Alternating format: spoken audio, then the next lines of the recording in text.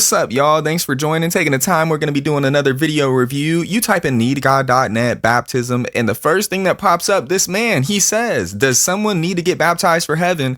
And it has 1,400 views. This man actually goes to try to tell people the gospel, but he's not, because he's saying you don't need to get baptized, which is crazy. When you're sharing the gospel, Jesus said, preach the gospel to every creature. Whoever believes and is baptized shall be saved. And this man is supposedly preaching the gospel and telling people they don't need to be baptized to be saved. That's crazy.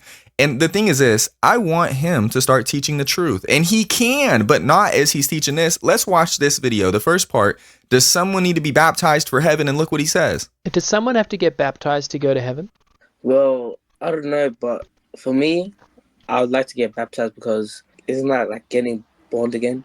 That's what many people think. But that's the truth. That's what the Bible teaches. That's when you're born again. Read Colossians chapter 2, verses 12 and 13, and it teaches that it's in baptism. He says, wherein you are quickened with him. What does quicken mean? It means you're made alive together with him. What does that mean? It means you are forgiven all trespasses. It literally says that in Colossians chapter 2, verse 12 and 13, that when you're baptized, that's when you're born again. That's when you're brought back to spiritual life. You're made alive together with him. You're buried with him. You're risen with him. You're brought back to spiritual life. What does that mean? You're in a state of forgiveness, a state of salvation. That's Ephesians chapter 2, verse 5. You're saved by grace when you're quickened with Christ. Colossians chapter 2, verse 12 and 13 teaches that occurs in water baptism. And here, let's watch it again. This man had the correct perspective. Isn't that when you're born again?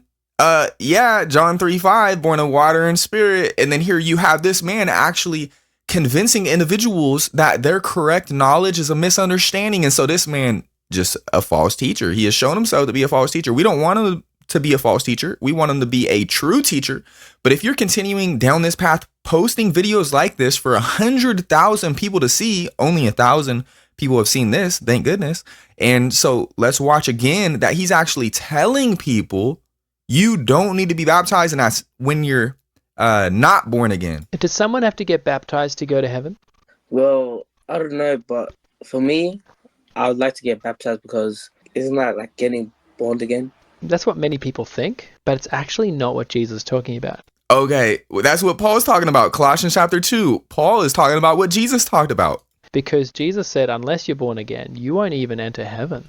Okay, that's what Jesus said. Whoever believes and is baptized shall be saved. That's crazy, huh? 16 seconds in, and this man's already refuting like 3 Bible verses. He's contradicting the Bible verses, and he's making Paul contradict Jesus when really they're not. Jesus said, whoever believes and is baptized will be saved. Read Acts chapter 18, verse 8.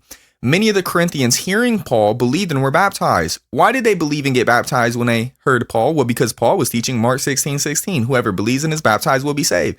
Compare Paul's message with Jesus's message in Mark chapter 16, verses 14 through 16. Tell about his resurrection. Okay, what next? Believe and what? Be baptized. That's what you see in Acts chapter 18, verse 8. Colossians chapter 2, verses 12 and 13. Your faith is in the operation of God who raised Jesus from the dead. There's the belief and the baptism. You are buried with him in baptism and risen with him. And what does it say? You are quickened together with him. That's when you're born again.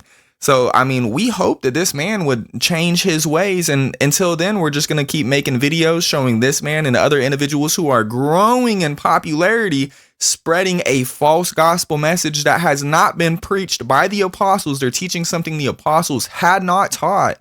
And we want them to come to a knowledge of the truth and be saved themselves so they can start sharing the truth, because this message that he's preaching, nobody is being saved. They are making a way of salvation that is not found in the scriptures. They're creating their own way, and they're commanding God to forgive them a way that God has not instructed that he will forgive the sins of individuals. That's like somebody saying, if you want to be forgiven, run around your house 3 times. That's just as scriptural as being saved the way that this man is saying, which is not scriptural. It's unscriptural. Does someone have to get baptized to go to heaven?